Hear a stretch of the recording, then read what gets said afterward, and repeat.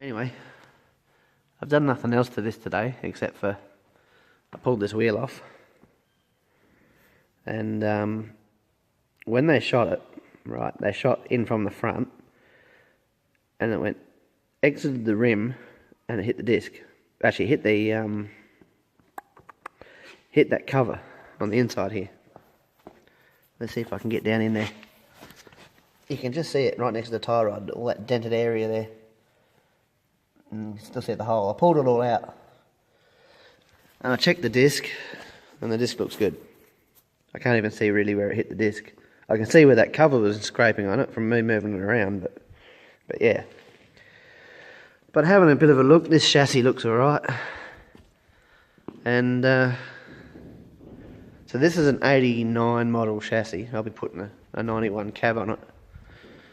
And I'm going to try and paint this tray, I'll just do the edges and the front, and I'll modify it a little bit. But I don't know if you can see this. This tray, this back end goes up and down quite nicely. Now I can't do that to mine at the moment, since I put new bushes in it, into the other Navara, the good one.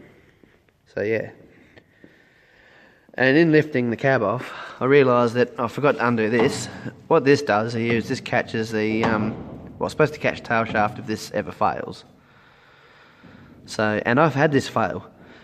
The nut on the end of here wasn't done up properly, or wasn't crimped over, and it come undone, spun the nut off, this came off, this hit the road, locked the back wheels up momentarily, enough to really strain the diff, landed in here, and spun in there on top of that handbrake cable. Oh, but it went all the way over to the other side here, up against the cab. That's on the ute that I'm pilfering the cab off of. Oh look, there's more glass right there. Now I've been over at the vacuum cleaner trying to get the glass off because, you know, I don't want it through the shed. But there's another bit on the tank. But what do? Pop it over by the vacuum cleaner, I'll pick it up eventually. And yeah, this wiring here, it's all plug and play. This does your fuel pump and all your tank. And I believe, because there's no other wiring, that it's supposed to do all the light harness as well, I would say. How many wires we got there? 2, 4, 6, 8, 9. Yeah, so there'd only be 5 for the rear lights and a couple for the, yeah, and 4 others for the tank, 2 for the pump and 2 for the gauge. So yeah, so there you go. Yeah, I'll duct tape all that up, and then I'm going to push this out the front and pressure wash it before I even pull the engine off. And then also any glass and stuff on there would be outside in the dirt, and I don't really care. But yeah, my intention is to use this box and use the pedal box out of there to make it a manual. But, you know, if it all gets too complicated, I'll whack the auto in the other ute and try whack a 2 litre onto the auto and just use everything off that cab. I'm thinking I might just do it, you know. It's going to be less messing around. Because to get that pedal box out, I've had to pull the steering column out, and I'm still not anywhere close. Really, I've only done a couple of bolts on the pedal box itself, and there's a big vent control, like the main vent tube for this side goes across there, so I don't know. It's seeming a bit hard. I mean, I've given myself heaps of time to do it, so if I get frustrated with it, I can just give up. I mean, I still got the good ute, and, you know, I've got a spare Suzuki here and whatever, so I'm not sure of the vehicle. But yeah, I was just keen, because this is such a long tray. Like this is, I don't know, probably a foot and a half longer than standard. And even though the sides are only this high, which I don't have, you know, I want to make them at least this high. So what's that? I don't know, pretty bloody high. But by the time you pile that up with wood, should be enough weight on here that you wouldn't need to pull a trailer. Well, when I say wouldn't need to, like, you know, get a decent load home on your own. Because I can fill that 6x4 trailer of mine up in, I don't know, working by myself, I think I take 2 hours. And I Tetris that in, like I go in and I restack it so as it all fills up all the holes after I've lobbed it in there from wherever I'm cutting from. So yeah, it's got a 4.1 ratio diff, the same as the other ute. So with that manual, it should do about 2800 at 100 k's with those big Kumos, which are on the front, which are an inch bigger than those. That's a standard wheel and rim. So yeah, I don't know how far I'll get with it. At least not this year, I don't know. I mean, I'm a bit broke, so I'm just trying to do everything on the cheap. But we'll see. Anyhow, out for now. Crikey, I'm a bit of a mess these days. So it's Saturday the 5th of the 8th. So yeah, I've been a bit unhealthy. I've spent 3 weeks being crook. I think it's 3 weeks. A bit longer. Yeah, well, my supervisor's been away for 2 weeks at work, so I asked him to drop of a hat week before that to have the last 3 days off because my bones were aching and I was just pumping in the head and coughing and getting all crook. And then I did. I felt crook.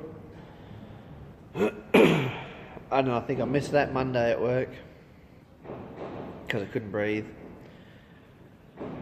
I've had a few days off here and there because I've been struggling, and I'm still struggling. I'm got rid of the disease. I just can't get the phlegm off my chest. And being asthmatic, well, you know what that's like. So Sunday, just gone. Sunday night, technically early hours of Monday morning, I got Tamara to drive me to hospital because I couldn't breathe. So I haven't done anything. So they threw me on the nebulizer, and I spent a little bit of time there, and yeah, they let me out, and I went back to work on Tuesday because, you know, like I wasn't feeling real flash for Monday. So yeah, that's the way it is, unfortunately. So I have done nothing. I've been going to work, barely making it through work. You know, I look good on the outside and I look really good right now. But I feel like crap. But yeah, so I've done nothing. I've done very little. Today I cut a bit of wood for the lady behind us. She's 84 and not out, and I tried. It's all crappy wood, all old doors and stuff, so I hit a few nails and I thought, well, I'll take the 170 because it's got a cheap Chinese chain on it and I don't really like it. It's got all those stupid bloody guides on it. Tip won't cut, so I don't care about sharpening the hell out of this one and getting rid of it, you know. So yeah, I did that today and that's about it. You'll see behind me the Suzuki.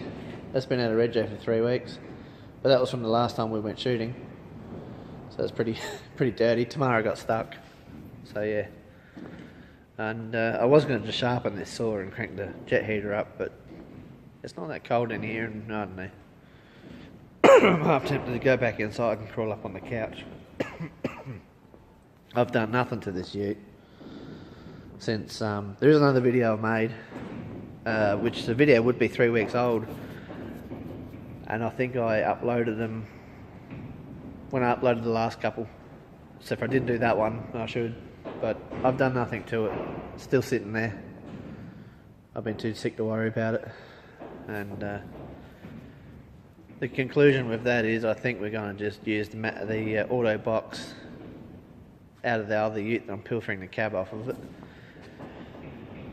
Because getting that pedal box out, I haven't yet, and I think it's a lot of hard work for nothing. There's nothing wrong with that auto that I had in that other ute.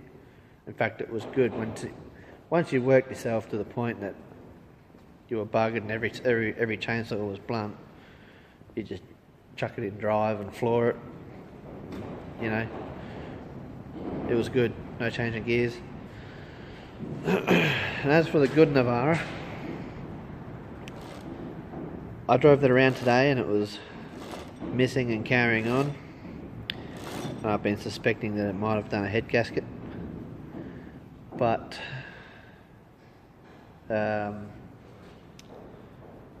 it then started running perfectly fine, and it uses water, so, and there's heaps of water coming out of the exhaust. I mean, I know we're in winter and all, but it's ridiculous the amount. So, and the way that the cylinder sits there, and you can hear the couple of cylinders trying to pick up. So, yeah, don't know. It might be rooted. Might be time for another head gasket, but you know, it's less than 10,000 k's short of 400,000.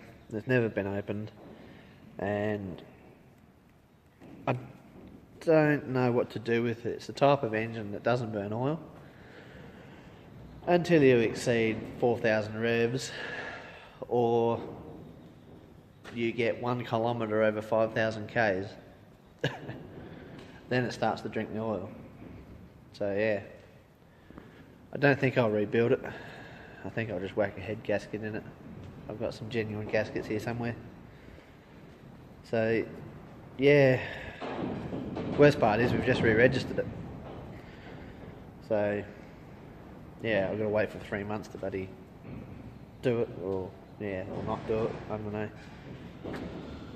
So yeah, that's where we're at the moment, and yeah, just trying to keep alive. Yeah. Sunday going to hospital wasn't my worst experience I've had, but it was by far not my best. A friend of mine's mum works there as a nurse, and I give him a call before I go in, you see, especially after hours, and say, look, I'm coming in and these are my problems. And yeah, I had some other nurse on the phone. I didn't know. I've never met her before. And once I got there and realised who was on the nursing staff, she looked at me and said, once I heard it was you, I knew that it was serious, because you don't come in unless you're, 1 foot in the grave, which is about right, because I'm pretty stubborn.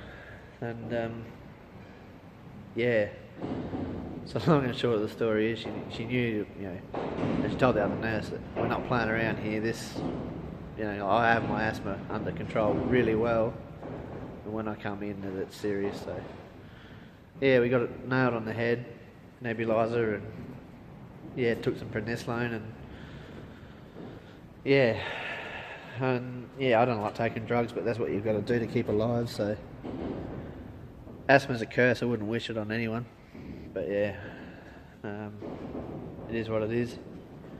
Oh, big trailer. That'll do, Toyota. That'll do. There's a small tooth. This chain's getting worn out, which is good, because it was second hand when I got it, and you can't see any here. Come with this bar, which I bought on a second hand saw, and this bar's migrated to the one, there's one right there. See, the bottom of that's broken out. Cheap Chinese crap. There's another one. Oh, look at that, 2 in a row. Those little holes carry a bit of oil down the bar a bit better, That's what they're supposed to do. And well, they're failing, you know, like, there's another cracked one through there.